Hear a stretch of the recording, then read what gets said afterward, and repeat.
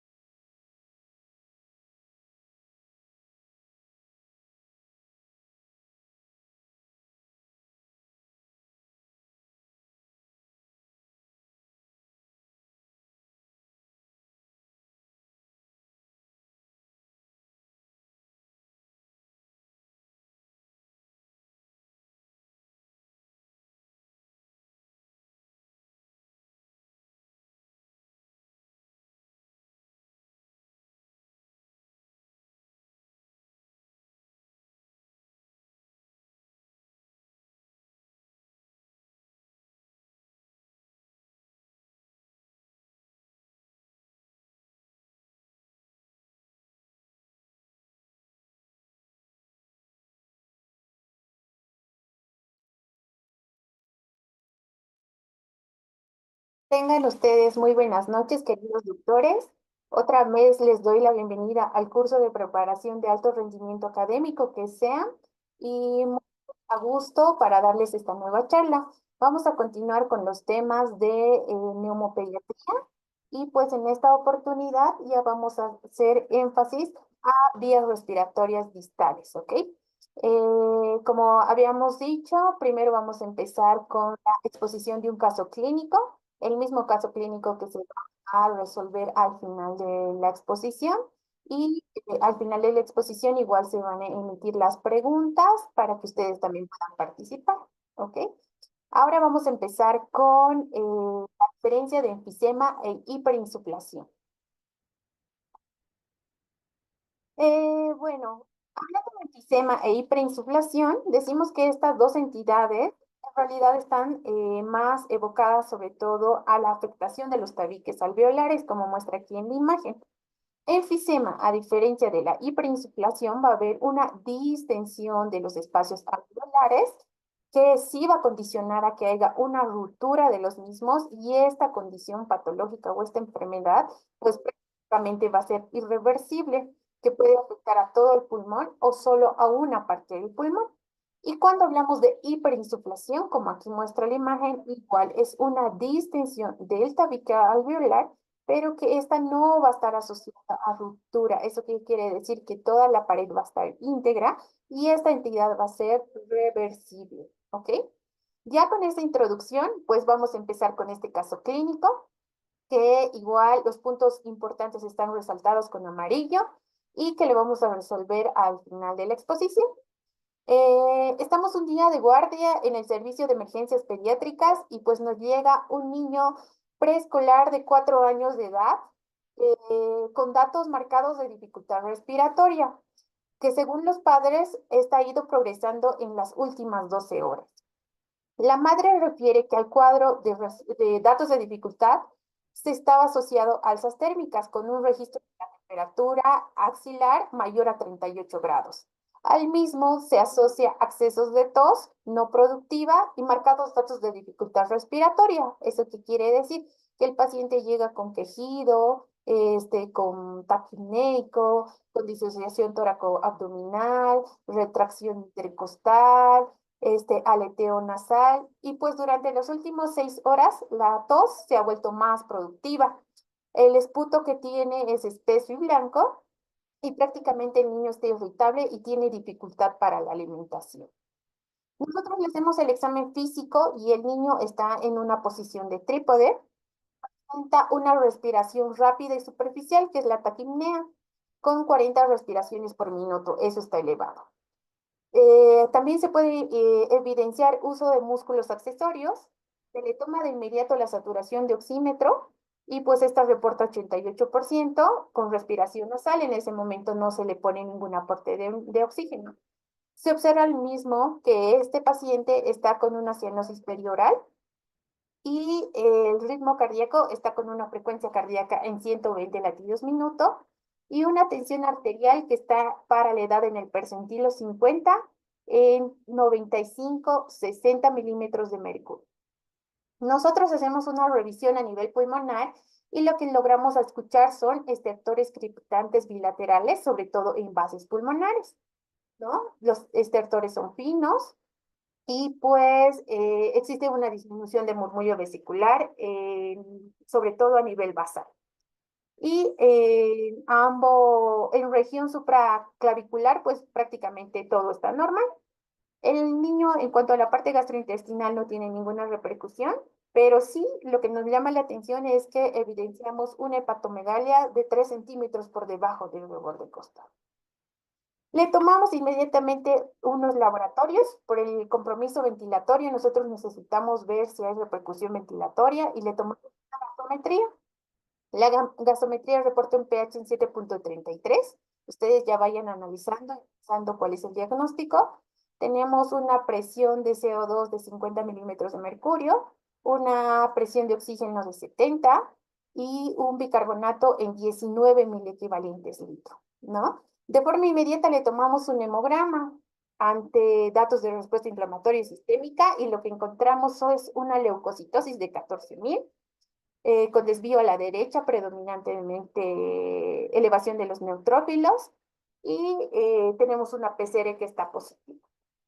Por los datos de dificultad y por toda la clínica respiratoria, mandamos a tomar una radiografía de tórax y pues ahí les muestro la imagen. En la radiografía de tórax lo que podemos evidenciar es sobre distensión pulmonar bilateral, el famoso síndrome o signo o el patrón en vidrio esmerilado bilateral y un corazón en sombra, ¿no? Que no se dibuja la silueta cardíaca. Bueno, ya dejándoles el caso clínico que lo vamos a resolver al final, vamos a empezar con los objetivos de la clase. En realidad en esta clase lo que necesito es que se lleven las definiciones, ¿no? De las diferentes patologías pulmonares con repercusión sobre todo en vías respiratorias distales. Vamos a lograr identificar la diferencia de un enfisema con una hiperinsuflación. Luego vamos a clasificar la hiperinsuflación en obstructiva. La obstructiva se va a caracterizar en localizada o generalizada. También vamos a hablar del impacto del déficit de la alfa-1 antitripsina, que en la edad pediátrica prácticamente la repercusión más importante es a nivel hepático y no tanto así a nivel pulmonar. Vamos a hablar de la bronquiolitis obliterante como un factor importante que condiciona datos de dificultad respiratoria si no le determinamos a tiempo. Una bronquiolitis folicular, una microlitiasis alveolar, que son patologías muy poco frecuentes. Y las que sí nos vamos a enfocar un poco son los trastornos pulmonares congénitos, dentro de ellas aplasia, hipoplasia, la malformación quística, el secuestro pulmonar, que estas si hacemos un diagnóstico prenatal, pues nosotros podemos evitar de complicaciones. Vamos a hacer un diagnóstico clínico de cada patología pulmonar, sobre todo viendo la prevalencia o la incidencia según el grupo etario. Al mismo tiempo, casi todas las patologías pulmonares van a tener cuadros de dificultad respiratoria. Si bien algunos van a ser muy insidiosos en la etapa pediátrica, también pueden llegar a ser tan mortales como causarnos síndrome de dificultad respiratoria aguda, con repercusión ventilatoria y hemodinámica. Vamos a lograr hacer los criterios diagnósticos, tanto clínicos, mediante una anamnesis, mediante las manifestaciones clínicas, la incidencia y toda la repercusión durante todo el transcurso de la patología. Vamos a apoyarnos mucho en el diagnóstico imagenológico, sobre todo el que más usamos es la radiografía de tórax con algunos signos sugestivos. Sin embargo, no dejamos de lado la tomografía y el ultrasonido pulmonar. Y pues cuando estamos hablando de trastornos pulmonares congénitos, también nos podemos respaldar en ecografías prenatales.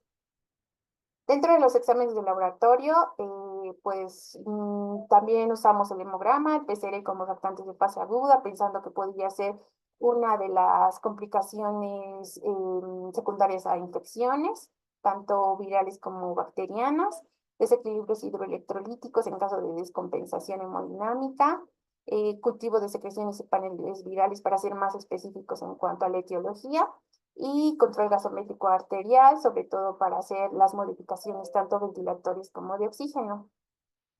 Cuando hablamos de la monitorización y el tratamiento, prácticamente en todas las patologías pulmonares que son muy complejas, los pacientes llegan a datos de dificultad respiratoria grave con insuficiencia respiratoria y lo que nosotros tenemos que priorizar es la ventilación y la oxigenación, prácticamente en todas las patologías. Cuando estamos frente a una patología característica que igual voy a hablar, que es el edema agudo, el edema pulmonar cardiogénico, pues es importante la estabilización hemodinámica con el uso de inotrópicos, el uso de diuréticos y el uso de vasodilatadores para mejorar la contractibilidad ventricular. Y el tratamiento de cada patología es importante, sobre todo hacer un tratamiento de la patología de base, como por ejemplo en microaspiraciones recurrentes que pueden condicionar a neumonías con recurrencia, entonces hay que tratar la causa y sobre todo es pues tratar en este caso la enfermedad del reflujo gastroesofágico y pues las complicaciones que nos puedan llevar estas, como las neumonías recurrentes, la sepsis, datos de dificultad respiratoria e incluso podemos llegar a la muerte. ¿Ok? Ahora vamos a hablar de lo que es el enfisema y la hiperinsuflación.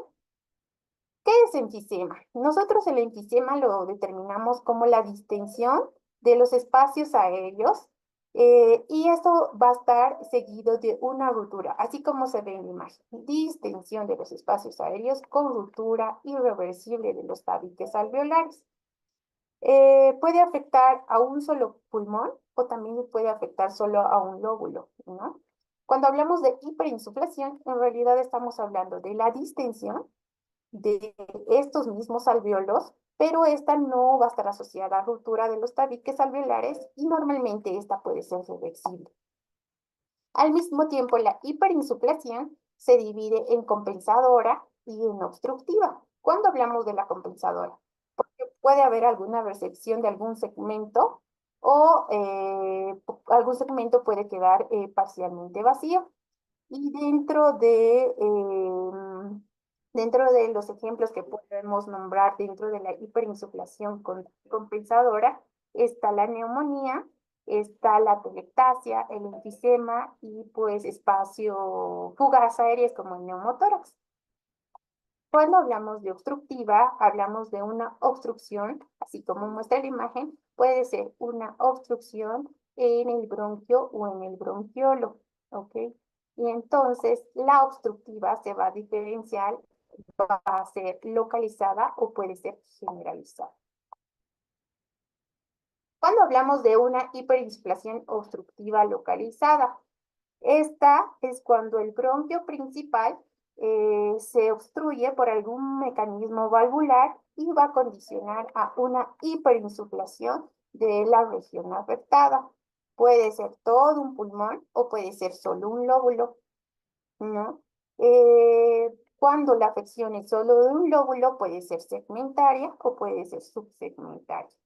Entonces, nuestro paciente, ¿qué manifestaciones clínicas va a tener? Normalmente él viene con accesos de tos, puede tener leves datos de dificultad respiratoria y nosotros auscultamos pulmones y lo que vamos a ver es una disminución del murmullo vesicular del lado afectado y cuando nosotros percutimos el pulmón, pues podemos tener una hiperclaridad. Como se ve en la placa radiográfica de tórax, que se muestra acá, la sobredistensión del pulmón afectado es lo más característico. Este tiende a pasar o sobrepasa el mediastino y este se tiende a localizar en el hemitórax contralateral y por ende lo que va a hacer es causar un desplazamiento también de la silueta cardíaca. ¿Cómo hacemos el diagnóstico?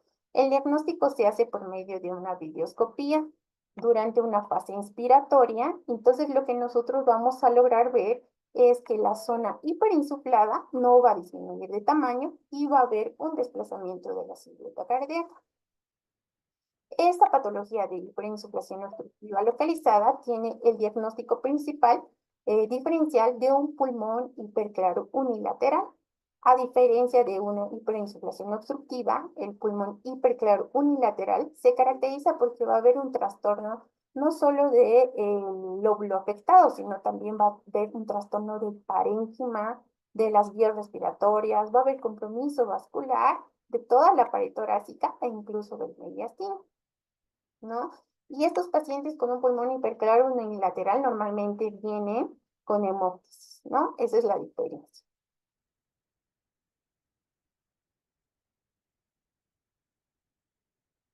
Ahora hablamos de lo que es el famoso síndrome de Swyer-James o de MacLeod, que es una enfermedad con agresión del aparato respiratorio inferior.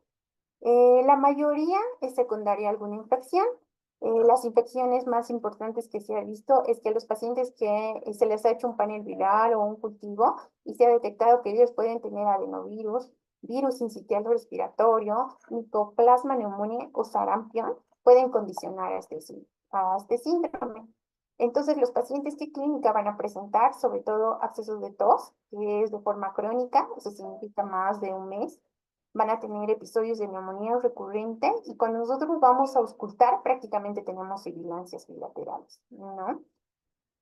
El diagnóstico radiológico también se evidencia aquí como lo muestra el desplazamiento de la silueta cardíaca y pues el diagnóstico gamma gráfico, la gammagrafía de ventilación y perfusión podría ayudarnos también para el diagnóstico. Esta patología prácticamente tiene un tratamiento expectante y la prevención sería enfocada a la vacuna, si es que los niños han presentado todo el esquema de vacunas completas, como es el SR, entonces sí podríamos evitar estas infecciones y pues podríamos disminuir, ¿no? Aquí también se muestra en esta imagen el famoso signo de la cimitarra porque va a haber una obstrucción a nivel venoso pulmonar y eso va a ocasionar que haya una hiperinsuflación obstructiva localizada. Cuando hablamos de prácticamente del enfisema lobular congénito, también es una de las causas de hiperinsuflación obstructiva localizada. Este puede producir graves datos de dificultad respiratoria, sobre todo se presenta al comienzo de la lactancia, predominantemente en la etapa neonatal. Se ha visto que es secundaria a una obstrucción localizada. El lóbulo más afectado siempre va a ser el lóbulo superior izquierdo, secundaria a una deficiencia congénita del cartílago bronquial. Se ha visto que el diagnóstico se hace mediante una ecografía prenatal, sobre todo, y pues existen pacientes asintomáticos en esta etapa neonatal y muchos se pueden manifestar en la etapa de la adolescencia. La radiografía, sobre todo se va a ver la hiperinsuflación o la hiperdistensión del lóbulo afectado. El tratamiento es una cirugía de inmediato y se le debe hacer la restricción del lóbulo afectado. Entonces, como hemos dicho, pues esto podría ser pregunta de examen. Cuando tenemos un enfisema lobular congénito, ¿cuál es el área más afectada? Entonces, el área más afectada siempre va a ser el lóbulo superior izquierdo, como lo muestra la imagen, ¿no? Entonces, cuando tenemos sospecha de este enfisema lobular congénito en menores de 2 meses, entonces debemos hacer una radiografía y una tomografía y el paciente se mantiene en observación porque prácticamente no presenta ninguna manifestación clínica. Pero cuando mis pacientes son mayores de 2 meses y presentan síntomas graves, nosotros debemos hacer una radiografía de inmediato y debemos hacer la gammagrafía, ventilación, perfusión para ver cómo está la funcionalidad y también se debe hacer una broncoscopía en la misma que va a estar anormal. Y si los síntomas son leves o moderados, pues prácticamente el tratamiento es conservador y se deben hacer los mismos estudios previamente ya mencionados.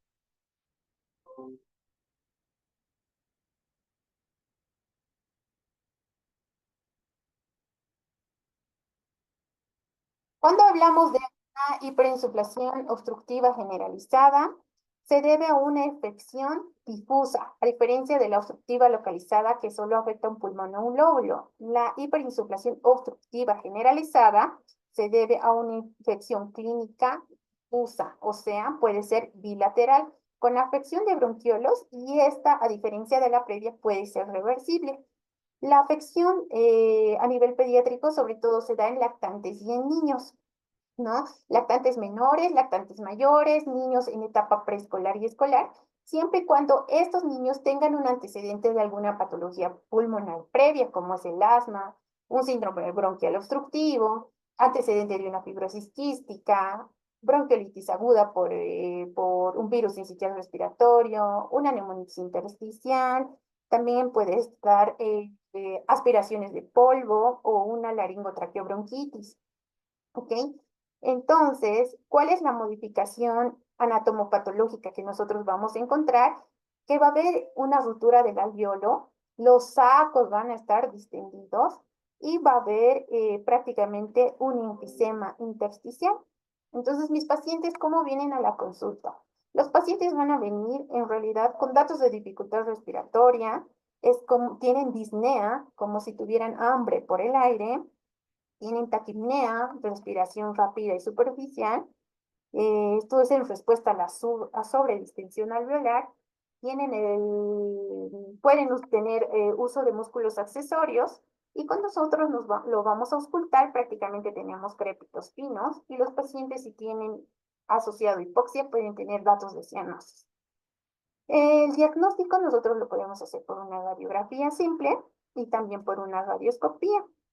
Entonces, lo que nosotros vamos a ver en la radiografía, como lo muestra acá, es una hiperinsuflación bilateral y los dos diafragmas prácticamente van a estar aplanados y van a estar descendidos, ¿no? Las costillas tienden a estar separadas y va a haber un aumento de diámetro anteroposterior. Dentro de la hiperinsuflación obstructiva generalizada, en la bibliografía también nombra al enfisema ampollar. Entonces, el enfisema ampollar aquí, como se ve en la imagen, en realidad son las ampollas o los quistes, también llamados neumatoceles, que se debe a la sobredistensión o a la ruptura alveolar tras un parto, ¿no? Un parto distóxico.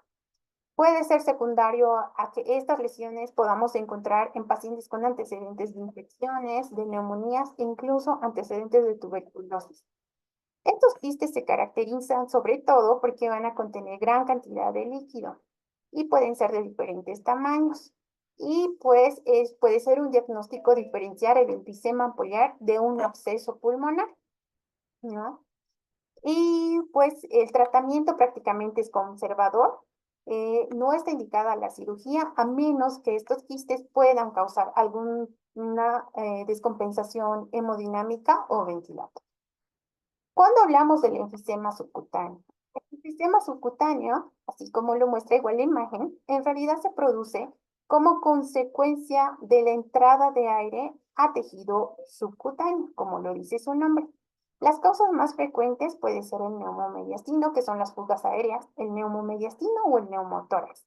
Y también dentro de otras causas pueden ser una fractura orbitaria con salida de aire a nivel de los senos paranasales, puede haber una fractura a nivel de tráquea al momento que estamos haciendo una traqueostomía o una intubación fallida.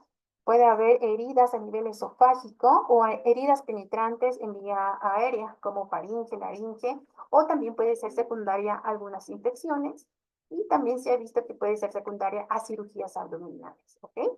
Las manifestaciones clínicas, prácticamente hay dolor cuando nosotros hacemos presión en la zona comprometida, hay mucho dolor y crépitos, y pues se ha visto que esta patología como tal se autolimita y va a haber una absorción de aire subcutáneo sin necesidad de algún tratamiento específico.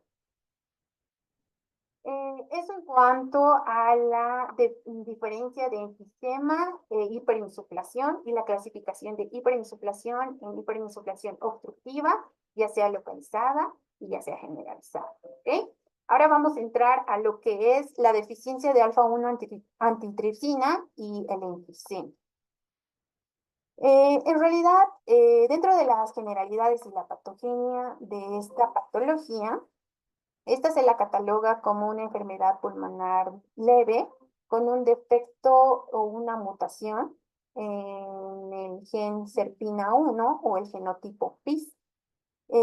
Puede condicionar a síntomas pulmonares crónicos y en realidad también puede tener asociado otros diagnósticos como la implicación no solo a nivel pulmonar, como ya les había mencionado, ¿no? Es poco frecuente el impacto pulmonar en la edad pediátrica, más es el impacto a nivel del hígado, causando algún tipo de hepatopatía. Como es una mutación, esta sobre todo se va a ver afectado en el cromosoma 14q31, 32.3, y pues esta mutación es autosómica recesiva. Se ha visto que existe mayor predisposición en blancos, en hispanos y también en americanos, ¿no?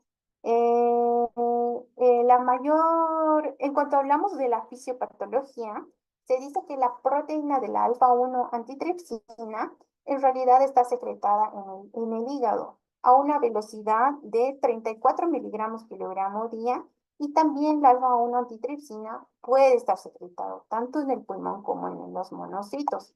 Entonces, lo que produce es que cuando existe esta mutación, no se va a producir la alfa-1 antitripsina y esta va a estar disminuida. Por tanto, no va a cumplir la función de inactivación de la enzima proteolítica a nivel del pulmón y va a haber una destrucción de todo el tejido pulmonar. La la principal destrucción o cómo se caracteriza sobre todo esta patología es que va a causar un enfisema, como se ve aquí en la imagen, pan-acinar, que quiere decir pan, todos los acinos van a estar afectados de forma grave y prácticamente pues tenemos altas tasas de mortalidad. Ahora vamos a hablar un poco de lo que es el diagnóstico y el tratamiento. Se dice que esta es una enfermedad pulmonar leve, que prácticamente en la infancia es poco frecuente, más está asociada entre la tercera y la cuarta edad. Los síntomas pulmonares son crónicos, puede haber tos, puede haber sibilancias, el paciente puede estar disneico, datos de dificultad respiratoria, leve, incluso puede llegar a una insuficiencia respiratoria. Cuando estos pacientes son expuestos al tabaquismo, pues aumenta el riesgo, ¿no? En realidad, el diagnóstico es mediante inmunoanálisis. Nosotros vamos a ver el valor normal de la alfa-1 antitripsina, que debería ser de 150 a 350 miligramos de cilitro. Y cuando tenemos esta patología, pues estos valores van a estar disminuidos. También se ha sugerido como medio diagnóstico hacer la electroforesis. La electroforesis, pues en realidad nos ayuda a ver el fenotipo y el genotipo. Nosotros nos podemos ayudar con una placa radiográfica de tórax y también con una tomografía, donde vamos a ver el enfisema panosinoplateral. El tratamiento en realidad es administrar de forma intravenosa esta enzima, sacada del plasma humano combinado, y la concentración que se recomienda son 80 miligramos de cilitro. Y cuando administramos esta dosis, prácticamente protegemos contra este daño pulmonar, contra el enfisema. La dosis de terapia sustitutiva recomendada en realidad es 60 miligramos kilogramo frente a los fenotipos ZZ o nulo, ¿no? El tratamiento, en realidad se ha dicho cuando tenemos pacientes con una mutación en PIM-Z, el tratamiento sustitutivo con alfa-1 antitripsina, pues no está indicado, ¿no? Cuando tenemos el tipo PIM-Z, como les había mencionado. Bueno, eso en cuanto a la patología de deficiencia alfa-1 antitripsina. Ahora vamos a entrar a otras enfermedades de las vías respiratorias distales. Y dentro de estas otras enfermedades está la bronquiolitis obliterante, que es BO, también con su abreviatura BO, o el síndrome bronquial obstructivo. El síndrome de bronquiolitis obliterante, perdón. Luego está la bronquiolitis folicular y la microlitiasis alveolar pulmonar. Ahora cuando hablamos de la bronquiolitis obliterante o su sigla que es BO, es una enfermedad obstructiva crónica que afecta sobre todo a las vías aéreas más pequeñas o de menor calibre, como muestra la imagen. Lo que va a causar una agresión, una alteración del lumen de las vías aéreas distales o las más pequeñas, va a haber cambios histológicos en esta y va a condicionar a una fibrosis, ¿no? Entonces se dice que esta es una patología prácticamente irreversible, causa inflamación, fibrosis y la etiología, pues lo más frecuente es en niños secundarios a algunas infecciones. Como muestra aquí en el cuadro, la etiología de la bronquiolitis obliterante, y esta les pongo una estrellita porque es pregunta de examen, la causa más frecuente es viral o postinfecciosa, ¿ok? Dentro de estas están el adenovirus, y puede estar el micoplasma, está el virus sincicial respiratorio, el antecedente de sarampión, porque tiene repercusión a nivel ventilatorio, varicela y algunos virus gripales o paragripales.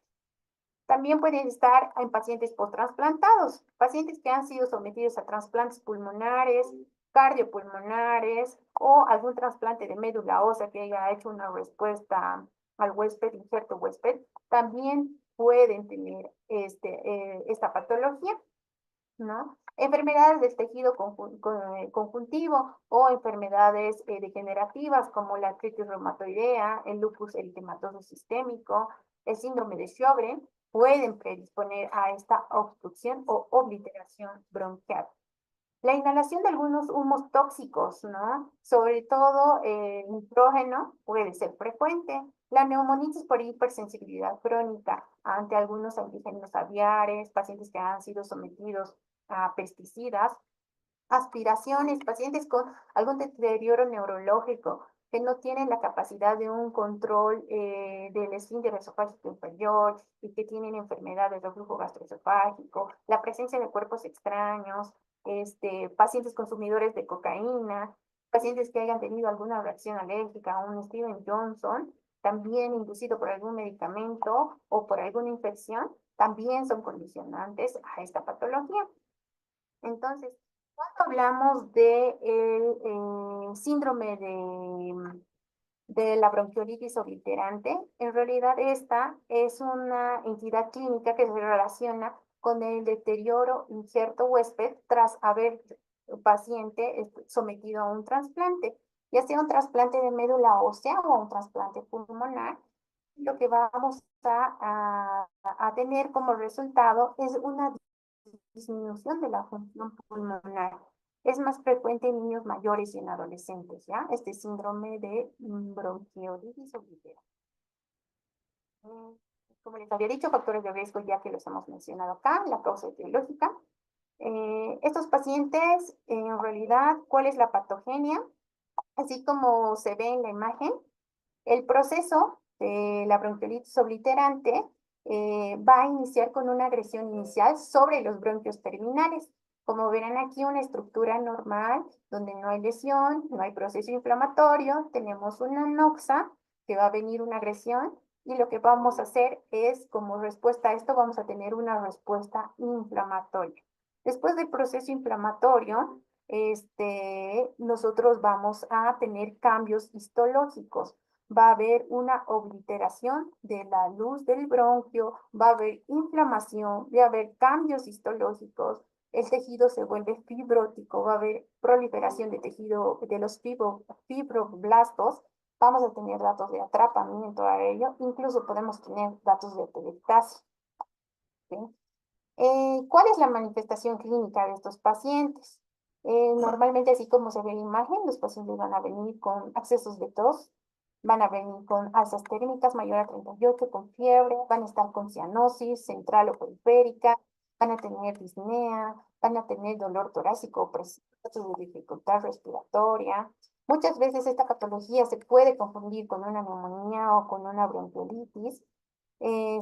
Cuando los casos ya son crónicos, los pacientes presentan tos crónicas y a la auscultación podemos presentar sibilancias bilaterales y también podemos tener crépitos. Los pacientes prácticamente están hipóxicos y hace mucho énfasis al síndrome que ya se les había mencionado de claro unilateral. ¿Cuáles son los diagnósticos que vamos a enfrentar en una bronquiolitis obliterante? Sobre todo la radiografía de tórax, donde vamos a iniciar así como se ve la radiografía, van a haber zonas de hiperclaridad y pueden haber infiltrados en parche bilateral.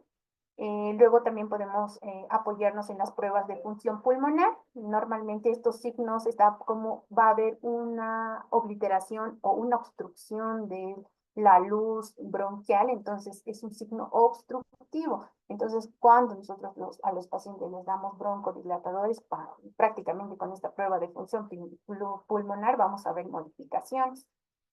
Luego están las pruebas de esfuerzo, donde prácticamente hay una disminución de la capacidad al ejercicio y al consumo de oxígeno. Es importante ver la ventilación y la perfusión, entonces vamos a tener múltiples defectos en ventilación-perfusión con una gammagrafía. Cuando tomamos la tomografía, aquí vemos una tomografía en corte transverso, vamos a ver áreas parchadas, así como se ve acá, vamos a tener un patrón característico en mosaico y va a haber hiperclaridad. ¿Okay? ¿Cuál es el tratamiento?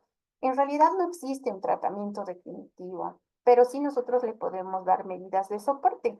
Se ha visto el uso de inmunomoduladores como el sirolimus o el tacrolimus. Como es un proceso inflamatorio, como les había dicho en la fisiopatología, también se ha visto el uso de corticoides por tiempos cortos. Si estos pacientes cursan con neumonías a repetición, tal vez podría ser el uso de cobertura antibiótica como macrólidos, la oxigenoterapia, por la obstrucción o porque es un síndrome obstructivo, podríamos usar broncodilatadores. Y finalmente, cuando esta patología ya es muy grave, pues tendríamos que pensar en un trasplante de pulmón. El pronóstico de esta enfermedad pues es mala, y tiene alto riesgo a la mortalidad. Ahora vamos a hablar de lo que es la bronquiolitis folicular. Es un trastorno linfoproliferativo pulmonar que se caracteriza sobre todo por la presencia de nódulos y folículos linfáticos en las vías respiratorias, con infiltración a nivel de las áreas bronquiales. ¿Ok? Prácticamente se ignora la causa. Se ha visto que en muchos casos también podría estar relacionada con Legionella neumófila. Se ha destacado que la edad más frecuente de presentación podría ser a los 6 meses y con una incidencia máxima entre los 6 y a los 18 meses, y sobre todo en los pacientes que tienen el antecedente de ya diagnosticado de VIH. Nosotros, ¿cómo vamos a llegar al diagnóstico de esta patología? En realidad, solo podemos emitir el diagnóstico mediante una biopsia pulmonar. Nosotros también podemos hacer otros estudios complementarios como una tomografía. Y en la tomografía lo que vamos a ver es un patrón reticular que sea fino, la presencia de bronquiectasias, centrolobulares, o sea, que van del centro a los lóbulos, así como lo muestra en la imagen. ¿Ok? El tratamiento es poco eficaz, pero sí podríamos lograr disminuir la inflamación y va enmarcado al uso de corticoides. También se ha visto que el pronóstico es muy variable, puede ser que pacientes tengan datos iniciales, solo puede haber una obstrucción leve, sin embargo puede estar muy complicado y puede llegar a neumopatías graves. ¿Okay? Luego existe otra patología que es la microlitiasis alveolar pulmonar, abrevia MAP. Es una enfermedad que se caracteriza por la concentración de fosfato cálcico, es decir, va a haber acumulación de cálculos o microlitos dentro de los alveolos, ¿no? Entonces, esta tiene un patrón sobre todo autosómico recesivo y que sobre todo va a haber una mutación en el cotransportador sodio-fosfato del tipo 2.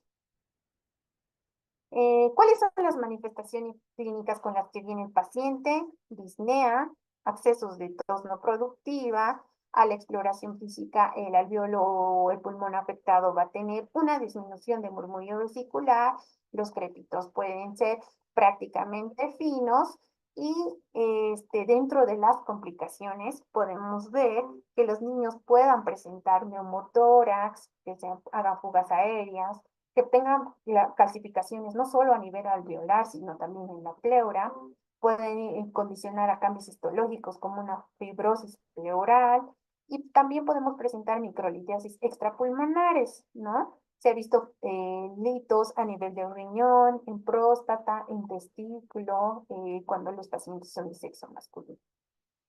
El diagnóstico lo hacemos por medio de tomografía, igual de radiografía, pero la radiografía prácticamente puede salir normal. Ya en una tomografía, lo que nosotros le vamos a ver son densidades calcificadas. Como se ven en la imagen, van a haber muchas densidades calcificadas y micronodulares, ¿no?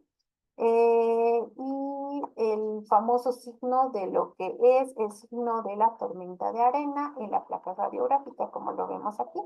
En una radiografía vamos a poder ver un infiltrado intersticial bilateral, vamos a poder ver micronodulaciones y este famoso signo de tormenta de arena, sobre todo en los lóbulos medios a inferiores, ¿no? Esto secundario a que va a haber depósitos de calcio. Si nosotros hacemos lavados bronquiales, vamos a poder encontrar estas microcalcificaciones y cuando le hacemos las pruebas de función, ya esta patología, la microlitiasis, ya no es una patología obstructiva. En este caso sería una patología restrictiva. En realidad no existe un tratamiento dirigido, sí le podemos dar por el proceso inflamatorio también corticoides y también se ha visto que esta puede estar relacionada con un cor pulmonar, con infecciones, incluso puede llegar a la muerte. Es importante que cuando tengamos microlitiasis alveolar busquemos de forma intencionada alguna causa genética o alguna predisposición familiar. Ujú. Ahora vamos a pasar a los trastornos pulmonares genéticos. Dentro de los trastornos pulmonares congénitos está la genesia, la aplasia pulmonar, la hipoplasia pulmonar, existen malformaciones quísticas congénitas, también está el secuestro pulmonar, puede estar el quiste broncogénico y la hernia pulmonar, que la más frecuente de las hernias pulmonares podría ser la séptica. ¿Sí? Dentro de los trastornos pulmonares congénitos, es importante que cuando nosotros estemos en tococirugía, que significa en la sala de partos, podamos recibir a estos niños con estas malformaciones pulmonares, con datos de dificultades severos, que necesiten de una intubación inmediata y que nosotros tengamos control, ¿no? Hay algunas patologías como una agenesia pulmonar bilateral que puede ser incompatible con la vida. Entonces, enfocados en eso, vamos a hacer una diferencia entre lo que es una agenesia y una hipoplasia, ¿ok? Agenesia en realidad es la ausencia completa de un pulmón y dentro de agenesia puede haber la aplasia, que es la ausencia solo de un muñón bronquial o de la rarina. Y la hipoplasia, que es la disminución del número alveolar y de la generación de vías respiratorias. Normalmente la agenesia es de carácter autosómico recesivo y se ha visto que se presenta de 1 en 10.000 hasta en 15.000 nacidos vivos.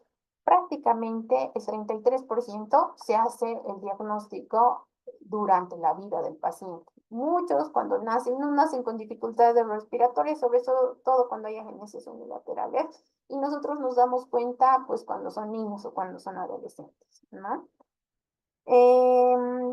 Esta agenesia pulmonar sobre todo está asociada a otras malformaciones, ¿no? Y cuando tenemos una agenesia derecha, pues se dice que hay compromiso de grandes vasos como la aorta y el riesgo a mortalidad es más alto, ¿no? Dentro de las alteraciones o las malformaciones asociadas está la secuencia de Bactel. No sé si saben ustedes qué significa secuencia de Bactel. En los recién nacidos con algunas malformaciones, nosotros le damos esta secuencia, sobre todo a recién nacidos que tienen, como su sigla lo indica, alteraciones a nivel vertebral, atresias anales, la C significa cardiopatías congénitas, la T significa fístulas traqueosofágicas, sobre todo el tipo 3, malformaciones renales y compromiso de extremidades, ya sea polidapilia, sindapilia y demás. Esta secuencia Bacter se ha visto que tiene alta relación con la agenesia pulmonar. ¿Okay? El diagnóstico se hace mediante radiografía de tórax. Entonces, lo que vamos a ver aquí, como muestra la imagen, es prácticamente una telectasia pulmonar y sobre todo puede ser unilateral, porque cuando ya es bilateral, prácticamente ya el paciente estaría muerto, ¿no? El tratamiento, en muchas oportunidades, cuando no causa repercusión, pues es conservador y en otras causas tendría, en otras instancias con mayor repercusión ventilatoria podría ser quirúrgico, ¿no?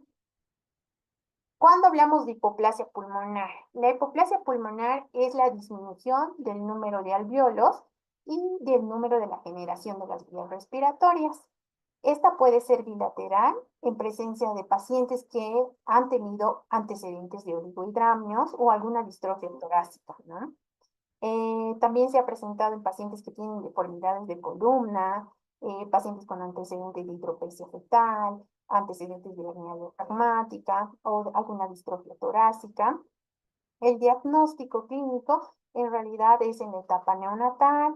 Mi paciente puede venir con grandes datos de dificultad respiratoria, que necesite intubación, que necesite soporte ventilatorio y que pues tiene la habilidad a la saturación de oxígeno y pues nosotros le hacemos una ecocardiografía y resulta que mi paciente tiene hipertensión pulmonar, ¿no? El tratamiento sobre todo es soporte ventilatorio, Si tenemos hipertensión pulmonar, podemos dar administración de óxido nítrico. Si la repercusión ventilatoria ya es muy marcada, incluso necesitamos el famoso ECMO, que en realidad es un recambio, ¿no? Eh, Dentro de los trastornos congénitos, también podemos hablar de lo que es la malformación quística congénita, ¿no? Previamente esta malformación quística congénita, como se ve aquí en la imagen, antes se lo llamaba malformación adenomatosa. En realidad, esta se caracteriza por la presencia de un tejido amartomatoso o displásico que está mezclado con un tejido pulmonar normal. ¿Ok? Sobre todo esta, a diferencia de las previas, esta malformación quística congénita se limita solo a un lóbulo, ¿ya? Y pues la frecuencia es de 1 en 4 en cada 100.000 recién nacidos. Prácticamente esta es una lesión en periodo embrionario que se debería detectar antes de las 35 semanas, ¿no? Entonces, los pacientes, ¿cómo se presentan al momento de nacimiento? Pues con graves datos de dificultad respiratoria, tienen aleteo nasal, tienen tejido, tienen una escala de Silverman por arriba de 7, que necesitan soporte ventilatorio, pueden tener neumonías a repetición, pueden tener fugas aéreas como neumotórax. El tratamiento postnatal prácticamente es quirúrgico y en muchas ocasiones pueden hacerse un diagnóstico con un blastoma pleuropulmonar. Nosotros hacemos el diagnóstico, aparte de una tomografía, el diagnóstico gold estándar para una malformación quística es una ecografía prenatal. Entonces, lo que nosotros podemos encontrar en ecografía son macroquistes o microquistes, dependiendo del tamaño. Tenemos macroquistes mayores a 5 milímetros y micro menores a 5 milímetros, ¿no? Entonces, en base a eso también se han hecho algunos patrones histológicos. Entonces, todos estos macro microquistes encontrados en ecografía se los ha dividido en 4 grupos. Y los 4 grupos o los 4 patrones van de 0 a 4, siendo 0 el 3% de las personas que lo van a padecer, sobre todo hace que haya una displasia senal, y esta es la de peor pronóstico, ¿ok? 0, por eso le pongo una estrellita en la 0. Cuando tenemos el tipo 1, es la más frecuente, representa el 60%. Y prácticamente estos son macroquistes porque llegan a medir más de 2 centímetros. Entonces, cuando se dice macroquiste, cuando es arriba de 5. Macroquiste porque tienen más de 2 centímetros y pues son los que tienen mayor sobrevivencia. ¿Ok? En el tipo 2 solo representa el 20%, aquí podemos encontrar microquistes y a diferencia de los dos previos, esta puede estar relacionada con alguna malformación congénita. El tipo 3 es menos del 10%, se presenta más en varones y el pronóstico es malo. Y la etapa 4, el 10%, pueden haber macroquistes y esto tiende a evolucionar sobre todo a neoplasia maligna. Luego, dentro de otras patologías o otros trastornos pulmonares congénitos, también está el secuestro pulmonar.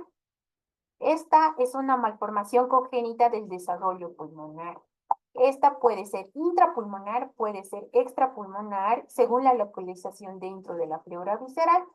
Aquí, pregunta de examen. Secuestro pulmonar, la malformación congénita más frecuente es la intrapulmonar, ¿ya? La extrapulmonar es casi nula. Entonces, el tejido pulmonar no conectado a un bronquio es irrigado por alguna arteria sistémica o algún tronco sistémico como la aorta, ¿ya? Y a diferencia de otros lóbulos que no van a estar afectados, este no va a participar en ningún momento en el intercambio gaseoso, ¿no? Este tejido o este secuestro pulmonar normalmente puede dar otro tipo de tejido, no puede ser tejido pulmonar, puede ser tejido pancreático o puede ser tejido gástrico. Entonces, ¿qué es lo que va a presentar normalmente la clínica? Nosotros auscultamos y la región afectada va a tener disminución del murmullo vesicular donde existe secuestro pulmonar. Nosotros percutimos y va a haber una hematitis, ¿ok? El tratamiento en realidad es la embolización. La embolización sobre todo se va a referir a que cortamos la circulación del defecto y luego lo preparamos para que ese defecto lo podamos reseccionar o someter a intervención. ¿Cuál es la diferencia entre el intrapulmonar?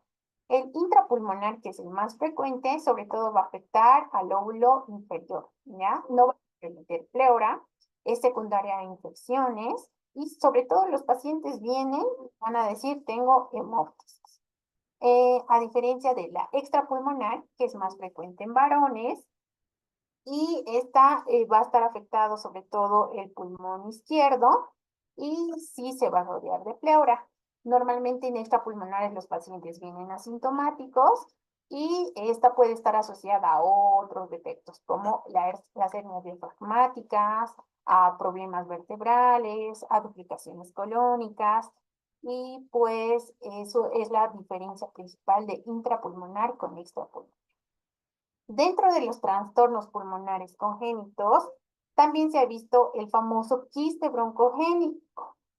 El quiste broncogénico, así como lo muestra la imagen, en realidad es una patología congénita que se caracteriza por una ramificación anómala del divertículo traqueal y esto va a ser antes de las 16 semanas de gestación. El lado más afectado siempre va a ser el lado derecho, porque va a estar cerca de la tráquea, del esófago o incluso de la carina. Los síntomas van a depender del tamaño del quiste. Si el tamaño del quiste es muy pequeño, pues prácticamente los pacientes tienen síntomas leves. Y si este quiste broncogénico ya es más de mayor tamaño, con mayor compromiso, pues el paciente va a venir con dificultad respiratoria, dolor torácico, accesos de tos y demás. El diagnóstico lo hacemos por medio de imagen, radiología, pero más confirmatorio es por medio de tomografía o de resonancia magnética. El tratamiento es prácticamente resección quirúrgica porque puede llegar a abscedarse y hacer infecciones localizadas o incluso neumonías. Y pues nosotros debemos emitir un tratamiento con cobertura antibiótica. Dentro de los trastornos pulmonares congénitos también está la hernia pulmonar. ¿Qué es la hernia pulmonar? Es una protrusión del pulmón más allá de los límites torácicos o de los límites anatómicos. Se dice que esta representa el 20% son de origen congénito. También se puede detectar después de una cirugía torácica y se ha visto que la mayoría de las hernias pulmonares son de etiología cervical, ¿no? El paciente va a venir clínicamente con accesos de tos y también puede tener presión intratorácica elevada por la distensión del pulmón comprometido y de los órganos adyacentes.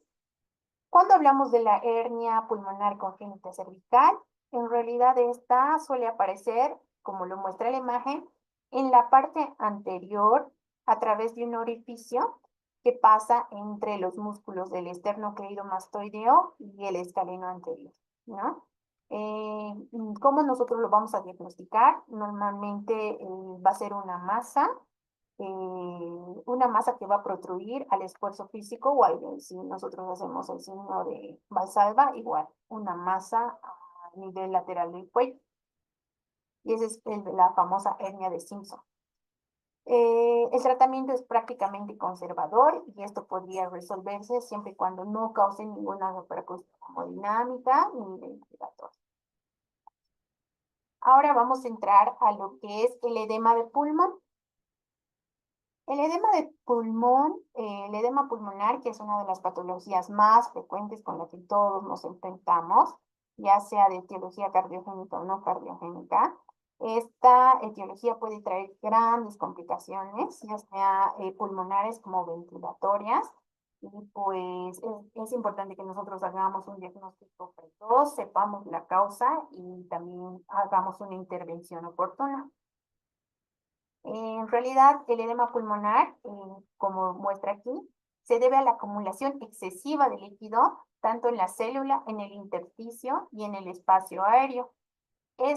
Todo este proceso va a condicionar a que los pacientes sobre todo lleguen con datos de dificultad respiratoria, exista una disminución en la distendibilidad pulmonar, los pacientes pueden datos de hipoxia, llegan con desaturaciones, saturaciones por debajo de 80, y pues en realidad, como se había mencionado, se dice que esta es una entidad frecuente, sobre todo en niños que tienen enfermedades graves o que han estado por tiempos prolongados en la unidad de terapia intensiva. ¿Cuál es la clasificación del edema pulmonar? Puede ser un cardiogénico y no cardiogénico. Cuando decimos que es no cardiogénico, su forma más grave puede ser el SDRA, que es el síndrome de dificultad respiratoria aguda, pero ambos tienen como resultado final la acumulación de líquido a nivel alveolar, intersticial y con compromiso de los alveolos. Entonces, ¿cuál es la fisiopatología? La fisiopatología, sobre todo, va a estar enfocada, sobre todo, a la acumulación excesiva de líquido, como ya les había mencionado. Esto me va a producir desaturación, disminución de la distensibilidad, graves datos de dificultad respiratoria, pero todo este proceso es secundario a factores que determinan el movimiento a nivel de la célula. Entonces, es importante para comprender el edema pulmonar que nosotros sepamos que tenemos una implicación tanto de la presión introstática, la presión oncótica, la permeabilidad vascular y la función linfática. Si existe alguna alteración en estas cuatro entidades, entonces nosotros podemos generar el edema pulmonar. ¿Cuáles son los cuatro compartimientos que nosotros debemos conocer? Aquí, como muestra su imagen, son los cuatro compartimientos. Dentro de ellos está el compartimiento vascular, el intersticial, el alveolar y el linfático pulmonar. Como pueden observar en la imagen, el compartimiento vascular incluye todos los vasos sanguíneos que van a participar en el intercambio de líquidos con el intersticio, en relación con el intersticio. Este compartimiento vascular le separa del compartimento intersticial por estas células, ¿no? Las células endoteliales capilares, ¿ok? Luego viene el compartimento intersticial, que prácticamente se encuentra al medio y está relacionado tanto con el compartimiento vascular y con el compartimento alveolar. Y el compartimiento alveolar, que es sobre todo se va a encontrar tapizado por esta membrana que está lleno de células epiteliales, ya sean células epiteliales alveolares tipo 2, y estas células van a participar de forma activa en el transporte de los líquidos desde el espacio alveolar al espacio intersticial. Y finalmente están los linfáticos pulmonares, que se van a extender en todos los vasos linfáticos pulmonares, y estos van a permitir que cuando exista un exceso tanto en el espacio alveolar o en el espacio intersticial, entonces sean drenados por medio de este sistema linfático. Entonces, ¿cuál es la fisiopatología? La fisiopatología del comportamiento del edema pulmonar en realidad va a estar enmarcado en una alteración de las presiones. Va a haber una alteración de la presión hidrostática, una alteración de la presión oncótica, que es la osmótica coloidal. Esto va a condicionar a que exista un incremento de la permeabilidad vascular, una alteración en el movimiento de líquidos a través de la pared del vaso. Va a haber una alteración en la reabsorción. Los linfáticos no van a cumplir su función de reabsorber y no va a haber una homeostasis, entonces va a haber incremento de líquido. Posteriormente juega un rol importante el compartimiento vascular, el compartimiento intersticial, el compartimiento alveolar y finalmente el componente linfático, como ya les había. Entonces, ya entrando a la etiología del edema pulmonar, la etiología del edema pulmonar está en relación a la gráfica. Puede ser que tengamos aumento de la presión capilar, sobre todo si tenemos cardiogénico, cuando tenemos alguna alteración a nivel ventricular izquierdo, cuando mi paciente tiene cardiopatía congénita no cianógena, como comunicación interauricular, comunicación interventricular, ductus arterioso persistente que pueden condicionar una insuficiencia ventricular izquierda. Cuando hablamos de un proceso no cardiogénico, sobre todo con enfermedades pulmonares veno-oclusivas, tumores mediastínicos, aumento en la permeabilidad capilar, sobre todo antecedentes de procesos infecciosos como neumonías virales, bacterianas, un síndrome de dificultad respiratorio, inhalación de algunos tóxicos, sustancias vasoactivas, neumonía, una neumonía por aspiración, este, insuficiencias linfáticas, sobre todo que pueden ser insuficiencias linfáticas que sobre todo pueden ser congénitas, aumento de la presión o disminución de la presión oncótica, aumento de la presión intersticial negativa. Sobre todo cuando vemos disminución de la presión oncótica, hablamos de pacientes que tienen cantidad de proteínas disminuidas, como la hipoalbuminemia, sobre todo se presenta en pacientes renales, pacientes con antecedentes hepáticos, pacientes con desnutrición aguda grave, ¿no?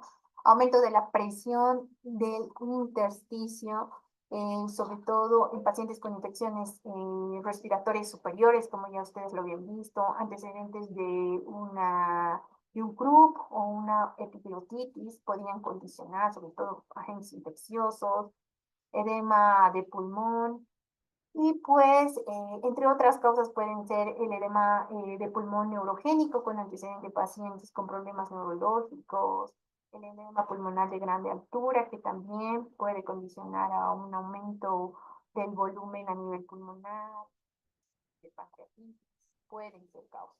¿Sí? ¿Cuáles son los tipos de edema pulmonar? Ya habíamos hablado del cardiogénico. El cardiogénico, sobre todo, es por alguna patología cardíaca de base. Y cuando hablamos de no cardiogénico, podemos hablar de disminución de la presión oncótica, como habíamos visto en las entidades etiológicas, hipoalbuminemia, sobre todo en pacientes con patologías renales, hepáticas o malnutridos, ¿no? Con desinfección agudas graves, donde va a haber aumento de la negatividad intersticial, va a haber un bloqueo a nivel linfático, no vamos a poder reabsorber ese líquido excedente en espacio intersticial y alveolar, y las infecciones pulmonares difusas, ¿no?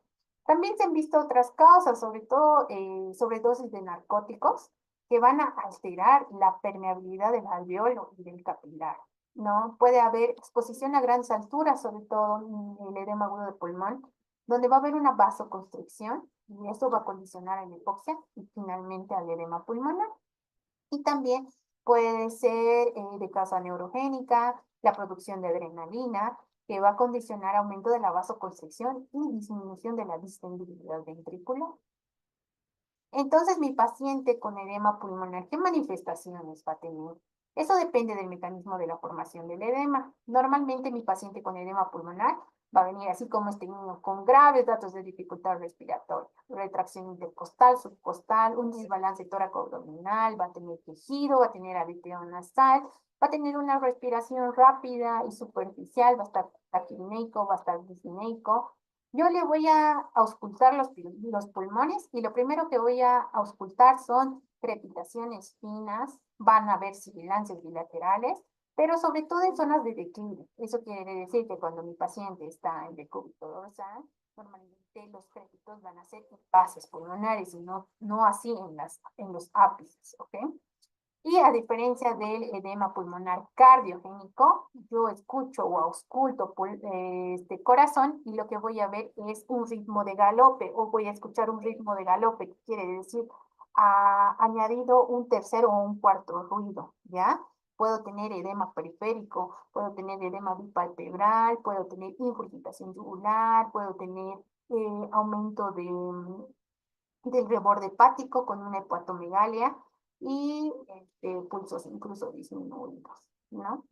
Cuando hablamos del diagnóstico, el diagnóstico más va enfocado al clínico, sin embargo nos tenemos que apoyar siempre en datos radiológicos. Y sí necesito que se aprendan esta tabla, igual les he puesto ahí unas estrellitas para que sepan diferenciar la placa radiográfica de un paciente con edema cardiogénico y un paciente con un edema no cardiogénico y etiología pulmonar. ¿Ok?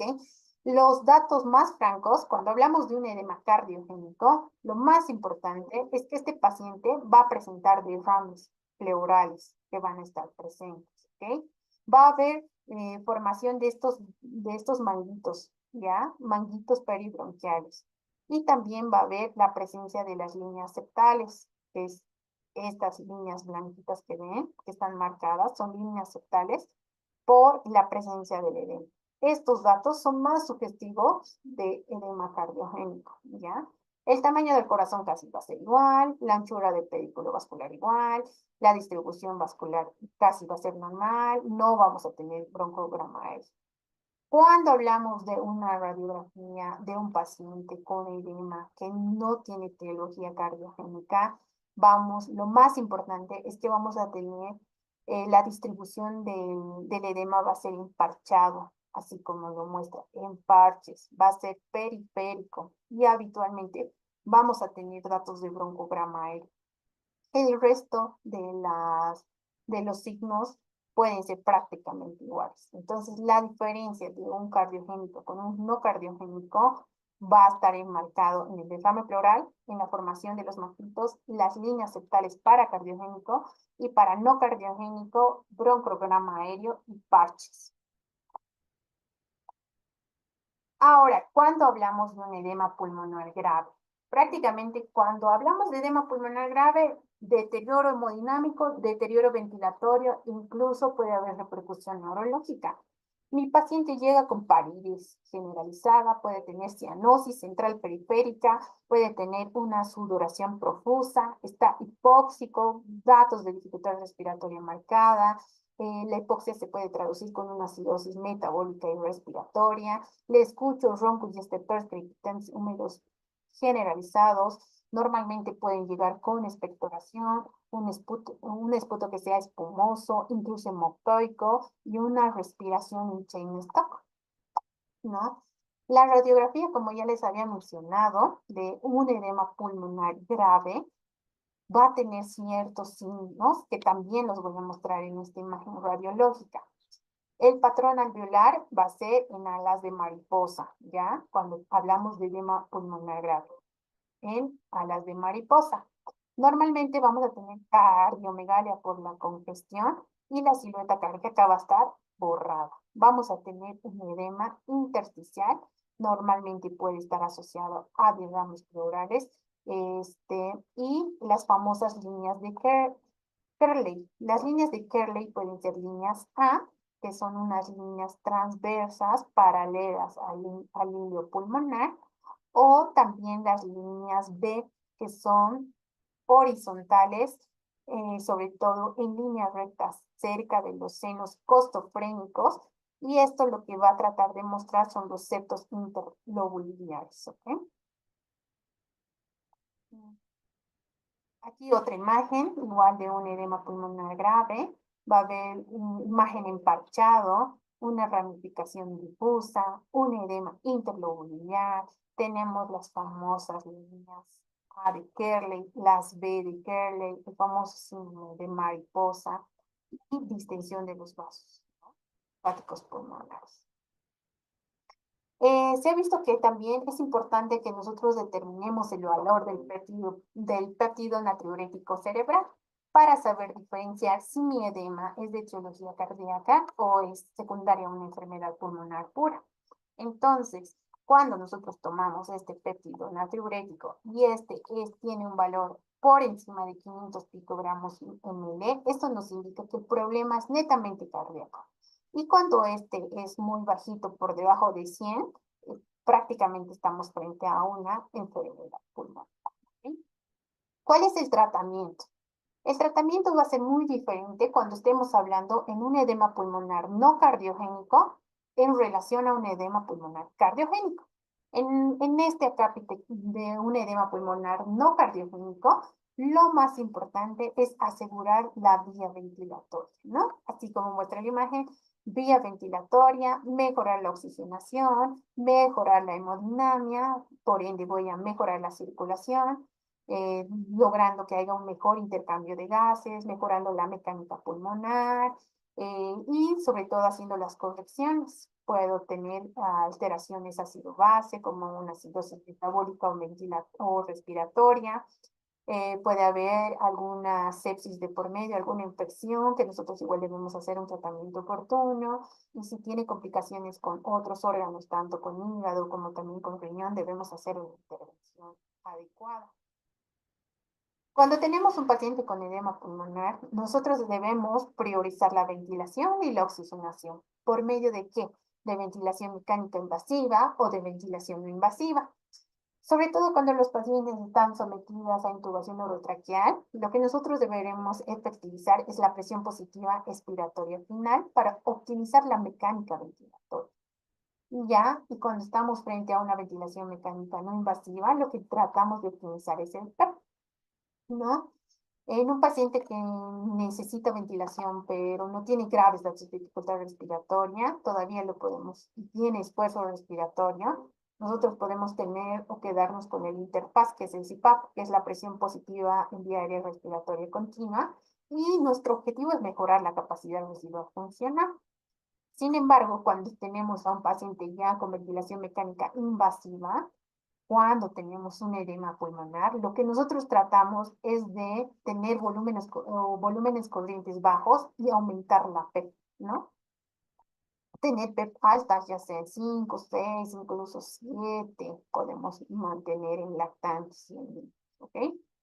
Entonces, ¿cuál es mi objetivo de la ventilación? Es mejorar la capacidad residual funcional, mejorar la distendibilidad de mi pulmón y hacer que haya un mejor funcionamiento del agente tensioactivo, que es importante, y que por ende disminuyamos la resistencia vascular. ¿Okay? A diferencia del edema pulmonar congénito, que ya tiene más repercusión hemodinámica, entonces tenemos una falla del ventrículo izquierdo. Entonces, lo que nosotros priorizamos es hacer que este pulmón no esté tan congestivo, que mejoremos la contractibilidad cardíaca y que mejoremos el llegado de la sangre a todo el sistema. Entonces vamos a usar diuréticos, sobre todo diuréticos de asa, como la furosemida. Vamos a usar inotrópicos, ya sea adrenalina, dopamina, dobutamina, dependiendo del caso del paciente. Vamos a usar vasodilatadores sistémicos. Y nuestro enfoque principal es disminuir o reducir la poscarga de ese ventrículo izquierdo que está sufriendo. A diferencia de que ustedes también lo conocen, el edema pulmonar de las grandes alturas, que su enfoque principal de esta patología no es usar diuréticos, no es usar inotrópicos, no es someterlo a ventilación invasiva. Lo más importante de esto es que el paciente que ha viajado desde Santa Cruz a La Paz muy prontamente pueda descender de altitud y nosotros le demos un aporte de oxígeno suplementario. Otras guías refieren que nosotros podemos dar una ventilación invasiva por un CPAP o una cámara hiperbárica portátil que también le va a ayudar a la ventilación y a la perfusión. Hay guías que recomiendan, sobre todo en adultos, el uso del nifedipino. El nifedipino en realidad mide el flujo del ion de calcio a nivel del tejido miocárdico y a nivel de la musculatura lisa. Deberíamos dar una dosis de inicio de 10 miligramos y luego una dosis de mantenimiento. Y si este paciente frecuentemente viaja a la altura y ya tiene un antecedente de haber hecho un edema agudo de pulmón, entonces se podría dar nifedipino o alguna agonista beta-adrenérgico inhalado, ¿no? Sobre todo si es recurrente. Eso en cuanto al edema agudo de pulmón. Ahora vamos a pasar al síndrome de aspiración. El síndrome de aspiración en realidad es la aspiración de algún material extraño, ya puede ser el contenido gástrico, que es lo más frecuente, sobre todo en pacientes que tienen enfermedades del flujo gastroesofágico, o algún hidrocarburo, que puede ser lesivo para la vía respiratoria, ¿ya? Normalmente los pacientes, cuando tienen microaspiraciones, van a estar asintomáticos, pero cuando ya los volúmenes gástricos que son aspirados o las microaspiraciones de alguna otra sustancia o de algún hidrocarburo, puede llegar a ser mortal porque puede causar insuficiencia respiratoria grave y pues sin responder a la ventilación mecánica. En realidad, cuando decimos que este síndrome de aspiración es grave, cuando el contenido gástrico va a tener un volumen por encima de 0,8 kilogramo o un pH menor a 2,5, ¿no? Entonces, ese volumen y ese pH hace que haya mayor lesión a nivel de tejido pulmonar. Y esto predispone a neumonías bacterianas secundarias y que sean recurrentes. Normalmente un paciente con deterioro neurológico o con alguna patología neurológica no tiene buen manejo de secreciones ni de contenido gástrico y normalmente están relacionados con enfermedades hepáticas. Entonces pueden tener este tipo de microaspiraciones recurrentes y hacer neumonías bacterianas frecuentes, ¿no? Entonces, cuando un paciente ha tenido esta microaspiración de contenido gástrico, prácticamente los síntomas van a ser inmediatos. Pueden ser a los 30 minutos, máximo a la primera o a la segunda hora. Y toda esta manifestación clínica va a depender del pH, del contenido gástrico, del volumen y de la cantidad de partículas que van a ir a la vía respiratoria. Entonces, nosotros, ¿cómo debemos actuar ante un paciente que ha tenido una microaspiración? Tal vez asegurar la vía aérea, que es lo más importante, ¿no? Cambios de posición, permeabilización de la vía aérea, y pues si está con graves casos de dificultad respiratoria, tenemos que someterlo a intubación orotraqueal. Otros casos recomiendan aspirado de este contenido de forma inmediata, suministro de oxígeno, porque inmediatamente ha tenido el evento, el paciente tiende a desaturar, entonces nosotros tenemos que mejorar la oxigenación. En algunos casos recomiendan el corticoide, solo en una oportunidad como medida antiinflamatoria. Se ha visto que no de rutina se pone el antibiótico profiláctico, sino siempre y cuando tengamos ya un diagnóstico establecido. Y se ha visto que la mortalidad es del 5% si afecta a 3 o menos de un lóbulo, ¿no? La recuperación de estos pacientes es en 2 a 3 semanas y pues no causa mayor repercusión. Cuando existe síndrome de aspiración por hidrocarburos, normalmente el 2% de estos pacientes van a tener aspiraciones, neumonía, inflamación y incrementa la mortalidad, ¿no? Los productos más tóxicos pueden ser la naftalina, la trementina, la gasolina, y pues cuando hay una aspiración más de 30 ml, y eso también les pongo en amarillo porque es pregunta de examen, si tengo aspiración más de 30 ml, entonces el riesgo de tener neumonitis es prácticamente del 90%. La alteración es inmediata, a los 30 minutos, y nosotros debemos actuar de forma inmediata, hacer el tratamiento de soporte, como les había dicho, procurar la vía aérea, permeabilizar la vía aérea, aporte de oxígeno, hidratación, signos vitales, eh, el componente hemodinámico y el ventilador, ¿no? Y aquí también existen las sustancias más tóxicas. Y aquí tiene el mnemotécnico CHAMP, que significa alcanfor, hidrocarburos halógenos, hidrocarburos aromáticos, los metales y los pesticidas que forman todas las sustancias más tóxicas que pueden causar neumonía, ¿no? Eh, Ahora, hablando más de las aspiraciones recurrentes crónicas, como les había mencionado, predispone a enfermedades respiratorias, sobre todo a la neumonía recurrente. Los pacientes, el 26 al 48% presentan disfagia. También se ha visto que pueden haber la neumonía lipoide por algunos productos naturales que les administra a los pacientes. Las microaspiraciones recurrentes, sobre todo en pacientes gastroesofágico. Los síntomas pueden ser variados, los pacientes pueden tener antecedentes de vómito y con repercusión ventilatoria inmediata, entonces ya estamos pensando en microaspiración. El diagnóstico es haciendo una anamnesis adecuada, es clínico, ¿no? Y también puede ser radiológico. Dentro de las causas más importantes de personas que hacen estas microaspiraciones o aspiraciones recurrentes pueden ser mecánicas y sobre todo con compromiso neuromuscular. Anatómicas y mecánicas, pacientes que tienen antecedente de fístula traqueoesofágica, sí, hendidura laringea, anillos vasculares, micrognatia, quistes, acalasia, presencia de cuerpos extraños, traqueostomías, pueden condicionar a todo, enfermedad de reflujo gastroesofágico, que es la más importante. Dentro de las neuromusculares pueden haber alteración del nivel de conciencia. Normalmente los pacientes cuando y se les da alimentación de forma inmediata, entonces tienen algún componente neurológico,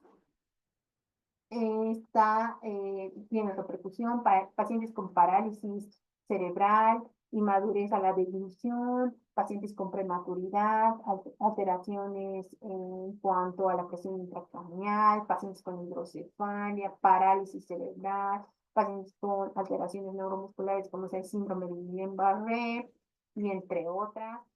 Puede haber pacientes con mala higiene oral que también predisponen a una displasia pulmonar, o hospitalizaciones prolongadas también pueden condicionar. Entonces, ¿cuál es el tratamiento? ¿No? El tratamiento va enmarcado a tratar la causa principal, ¿no? Si estamos frente a una enfermedad del reflujo gastroesofágico, debemos tratar la causa. Si tenemos un paciente con disfagia, hay que tratar la causa.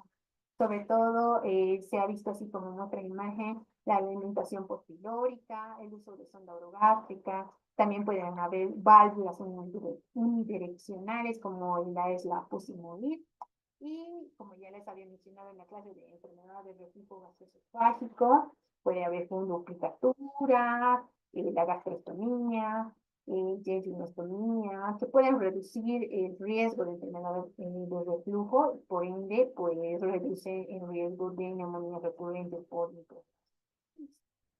¿Okay? Y pues eso sería todo en cuanto a la clase del día de hoy. Vamos a empezar con el banco de preguntas y posteriormente vamos a resolver el caso clínico que les había leído a un inicio.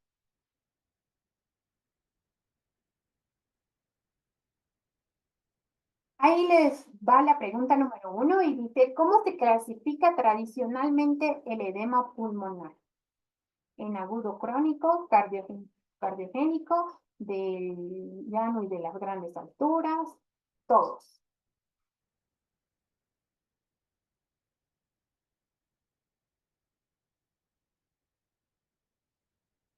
O ninguno.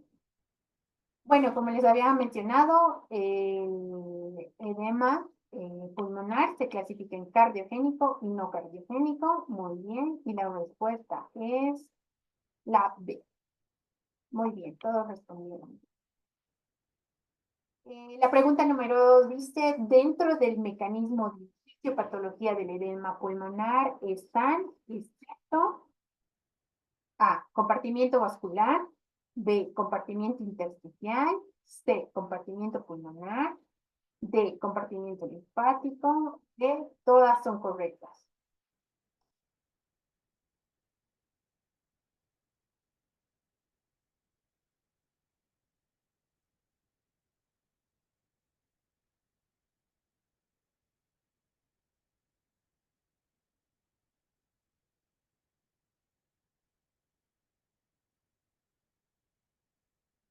En las respuestas vi muchos que pusieron todas son correctas. Miren la respuesta. Como les había mencionado, los cuatro compartimientos, cuidado, se confundan, ¿ok? Es el compartimiento vascular, el compartimiento intersticial, el compartimiento alveolar y el compartimiento linfático pulmonar. No existe compartimiento pulmonar, ¿listo? Es alveolar pulmonar, ¿ok? Entonces, ah, en base a eso, su respuesta, compartimiento vascular está, compartimiento intersticial está, compartimiento pulmonar no existe, es alveolar, compartimiento linfático sí, todas son correctas, pues la respuesta es C, ¿ok? Vamos con la pregunta número 3. ¿Qué se encuentra en el edema pulmonar cardiogénico? Cardiomegalia, tercer ruido, edema periférico, distensión venosa yugular o todos.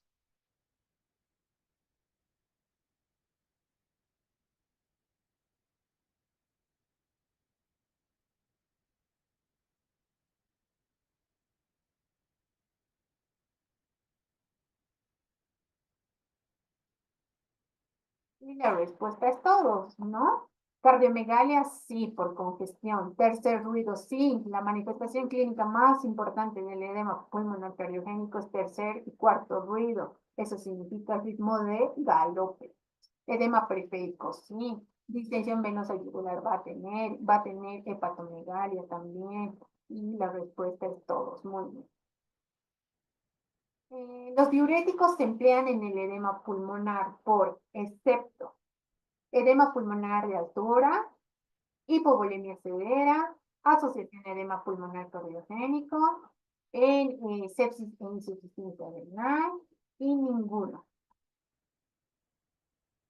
Los diuréticos se emplean en el edema pulmonar, excepto, ¿en cuál no empleo diuréticos?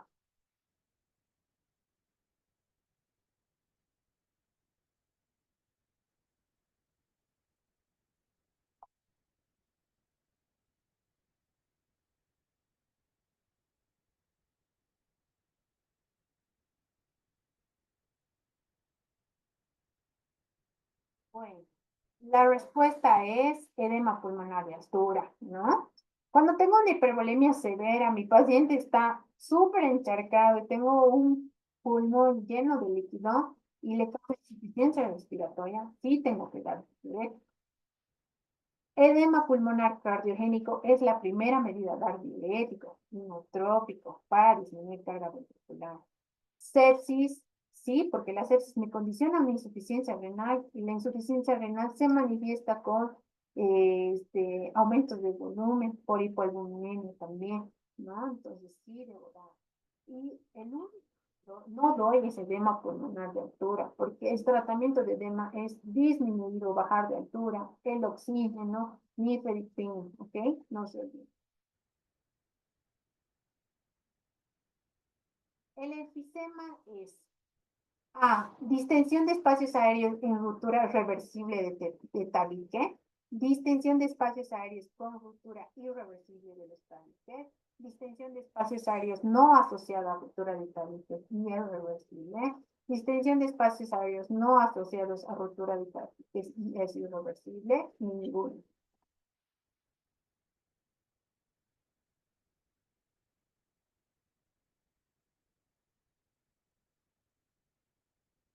Como les había mencionado, el enfisema, necesito que se aprendan diferencia entre enfisema e hiperinsuflación.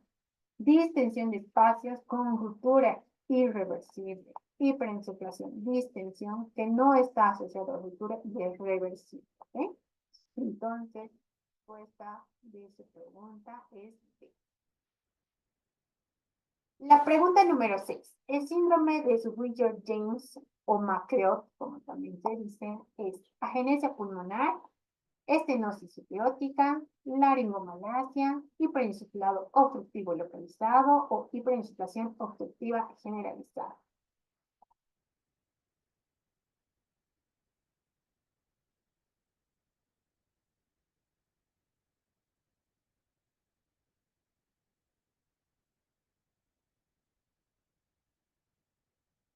Y la respuesta es de hiperinsuflado obstructivo localizado. ¿Okay? El síndrome de Swyer-James o McLeod siempre va a ser localizado. Cuando hablamos de hiperinsuflación obstructiva generalizada, sobre todo hablamos del enfisema nodular o del enfisema subcutáneo. Uno de los siguientes tiene diagnóstico prenatal. El enfisema lobular congénito, la neumonía, el edema pulmonar, la bronquiolitis subcutánea o ninguno.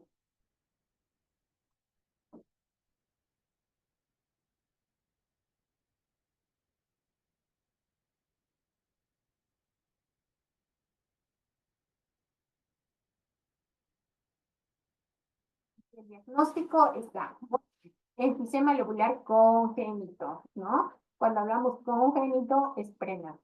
La neumonía siempre va a ser adquirida, el edema pulmonar es adquirido, cardiogénico no cardiogénico, bronquiolitis obliterante es adquirido, sobre todo por una noxa, como les había dicho, y es sobre todo es un proceso inflamatorio secundario. Y pues esas han sido todas las preguntas y ahora vamos a resolver el caso clínico, ¿eh? Voy a volver a leer el caso clínico y dice, tengo un niño en etapa preescolar de 4 años de edad que lleva a urgencias por datos de dificultad progresiva en las últimas 12 horas. Al cuadro se asocia alzas térmicas, accesos de tos y datos de dificultad respiratoria.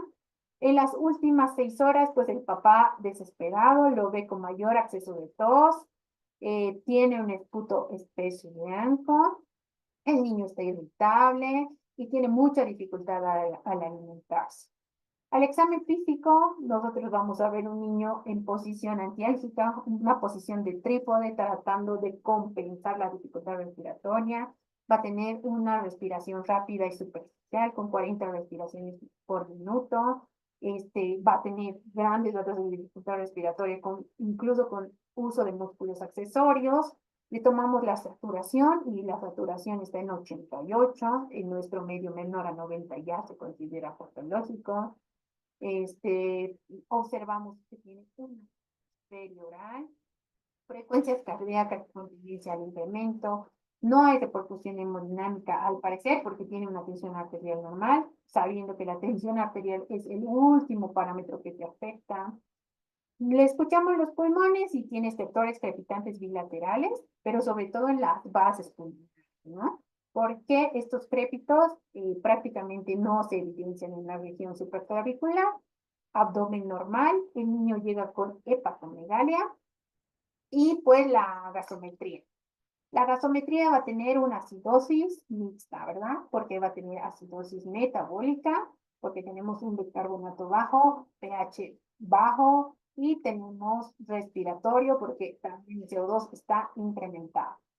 Tenemos un hemograma que me dice proceso infeccioso porque tengo leucocitosis de 14.000, predominio neutrofílico. También tengo una PCR, ¿no? La radiografía de tórax, por todo lo que hemos visto, por todos los signos, pues dan que tiene un edema pulmonar. ¿Sí? Entonces, ya habiendo leído todo el caso clínico, ¿cuál es el diagnóstico más probable de este paciente?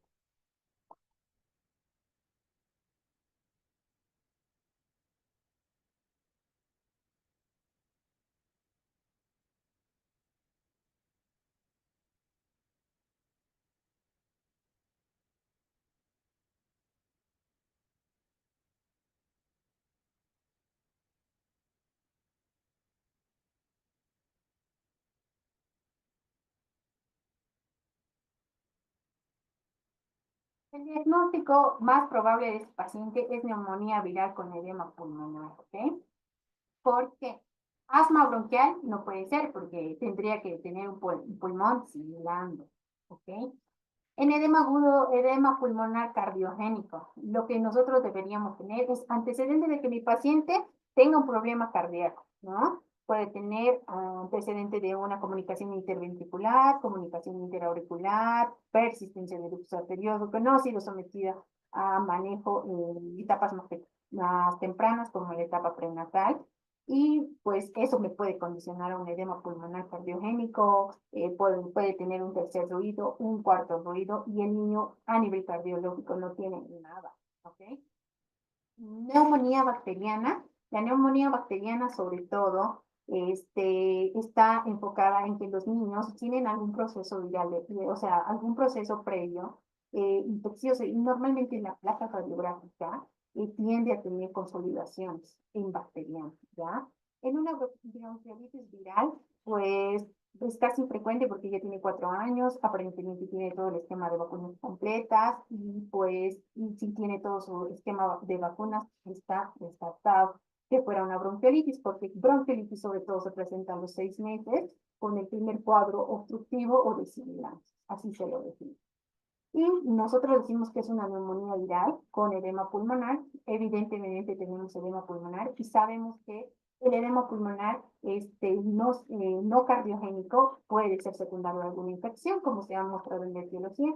Y la principal causa sería neumonía viral porque tiene un infiltrado bilateral, no tiene consolidaciones y tiene un edema pulmonar y puede sí estar sobreinfectada, ¿no? Puede ser sobreinfectada porque normalmente nos da un PCR positivo y también tenemos leucocitosis, ¿no?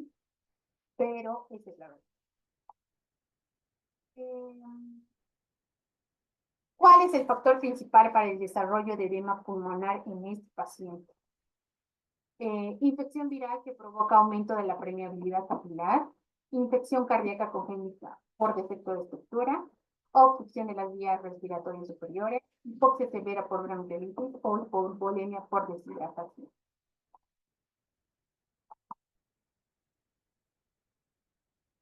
Y la respuesta está muy bien, todos han respondido la A. Obviamente que cuando tenemos un proceso infeccioso, siempre va a aumentar la permeabilidad del capilar pulmonar. Cuando estén frente a un edema, su panorama, su cabeza tiene que ser alteración de la presión hidrostática, de la presión oncótica, alteración a nivel del capilar, alteración en los linfáticos. Entonces, eso me hace pensar en la alteración. Entonces, insuficiencia cardíaca congestiva no tiene, porque no tiene ninguna manifestación. Obstrucción respiratoria al paciente no siguiente. Hipoxia severa por bronquiolitis tampoco, porque tiene 88 de saturación. El paciente está consciente, no está con datos de hipovolemia de hidratación, lo único que te daría es infección. Muy bien.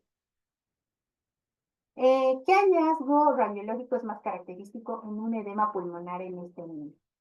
A. Patrón alveolar en vidrio esmerilado. B. Hiperinsuflación pulmonar.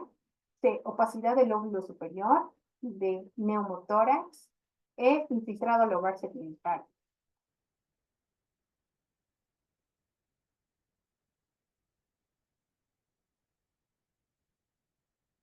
Muy bien, el patrón característico del edema siempre va a ser vidrio esmerilado, igual lo menciona en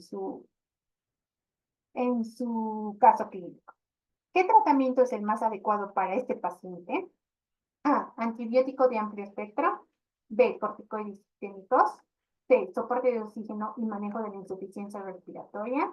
D. Ventilación intensiva. E. Diuréticos intravenosos.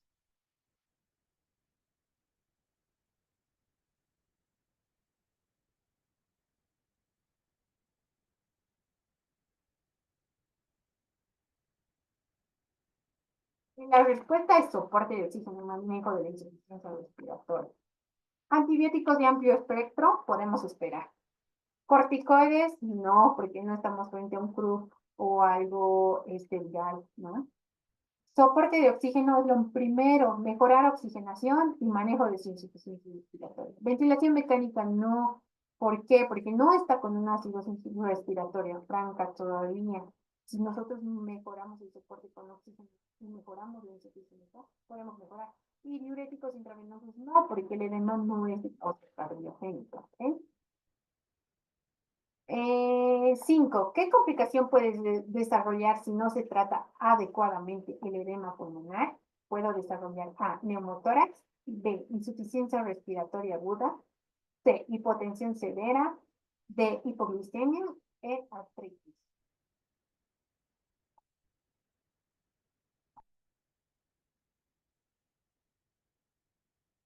Muy bien.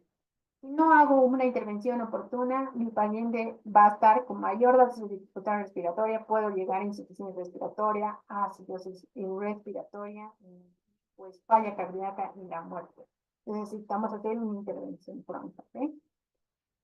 En relación con la gasometría realizada, ¿qué hallazgos es más significativo en este caso? A. Hipoxia moderada con acidosis respiratoria. B. Hipoxia grave con acidosis metabólica.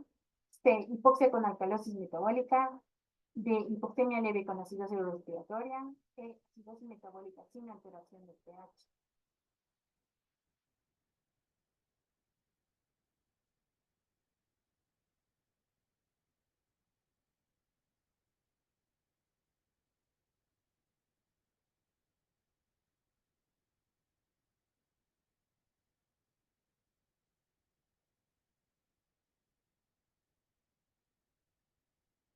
Y la respuesta es hipoxemia moderada con acidosis respiratoria. ¿Okay? Entonces, la presión parcial de oxígeno estaba en 70 y acidosis respiratoria porque tengo un pH bajo en 7,33 y el CO2 estaba en 50. ¿Okay? 7. ¿Cuál de los siguientes factores predisponentes podría haber contribuido al desarrollo del edema pulmonar en este paciente? A. Hipertensión arterial persistente. B. Defecto septal ventricular no diagnosticado. C. Neumonía viral primaria. D. Enfermedad pulmonar obstructiva crónica. Y E. Anemia severa.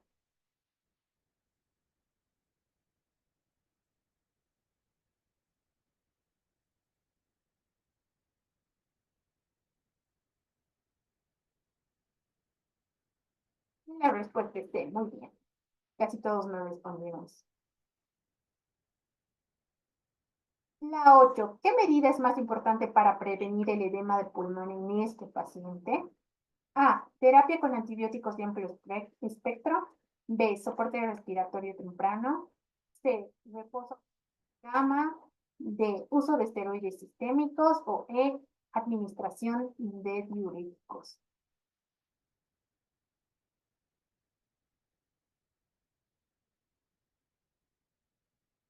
Muy bien. En este paciente, el soporte respiratorio temprano es esencial para prevenir sobre todo la insuficiencia respiratoria y que empeore el edema y posteriormente pongamos repercusión hemodinámica o cardíaca y que podamos, ¿no? 9. ¿Cuál es el principal mecanismo fisiopatológico del edema pulmonar viral en pediatría? A. Hay aumento de la presión venosa pulmonar. B. Hay daño capilar pulmonar y aumento de la permeabilidad. C. Hay hipoxia e hipoxemia severa. D. Hay retención de líquidos por insuficiencia renal. E. Hay un aumento de la presión intratorácica.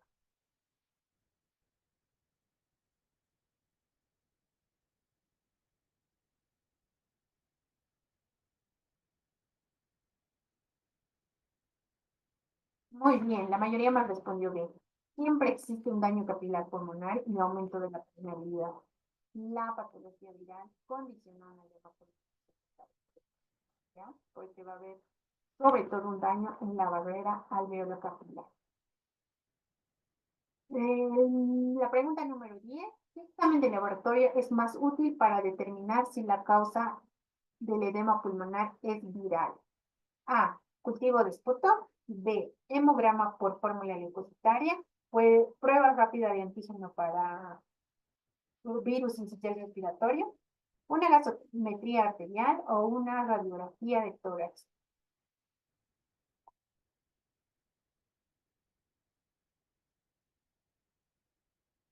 Y pues obviamente la prueba rápida de antígeno para virus incisional respiratorio, que es el virus más frecuente en la biología viral y el impacto que tiene sobre todo en las neumonías en etapa pediátrica. ¿Sí? Y pues muchas gracias. Eso sería todo.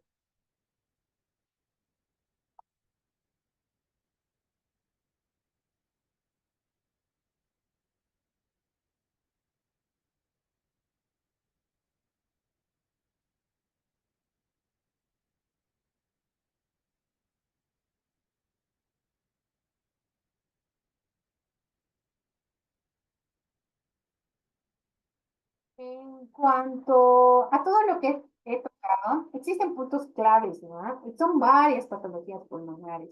La mayoría de todas las patologías pulmonares, sobre todo, tienen manifestaciones clínicas pulmonares, sobre todo dificultad respiratoria, insuficiencia respiratoria, expectoraciones y demás. Lo más importante, hacer los diagnósticos diferenciales, ¿no? ¿Qué es enfisema? ¿Qué es hiperinsuficiencia? Dentro de la hiperinsuflación, el síndrome de hiperinsuflación localizada, obstructiva localizada y hiperinsuflación generalizada. Las repercusiones que van a tener o los signos característicos de las imágenes. Cuando hablamos de patología prácticamente congénita o pulmonar, que podemos hacer un diagnóstico prenatal con ecografía. Entonces, cuando haya agenesia de un pulmón, ¿qué es lo que le pasa al paciente? ¿Cuál es su repercusión? ¿Qué estudios de laboratorio? ¿Y cuánto va a afectar? Con hipoplasia, prácticamente lo mismo, ¿no? Con los quistes, lo mismo, todo depende del tamaño, de la afección, si es de un óvulo, si es de todo el pulmón, qué estudios podemos sugerir y si está relacionado a algunas otras malformaciones o asociaciones, eso es importante que aprenda. En cuanto al edema pulmonar, la diferencia del cardiogénico con el no cardiogénico y el tratamiento sobre todo, porque no es lo mismo tratar a un paciente con edema pulmonar, francamente pulmonar, con un edema cardiogénico y a un paciente que tenga un edema de pulmón de altura, ¿no? Los tratamientos van enfocados de diferente forma. Sobre todo pongan énfasis en eso, en este tema, y pues les va a ir muy bien. ¿Sí?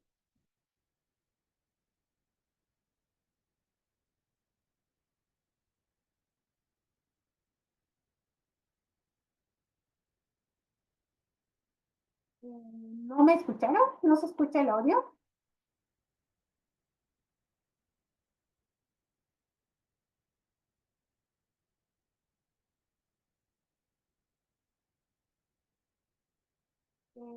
Los resúmenes en realidad ya les pasé.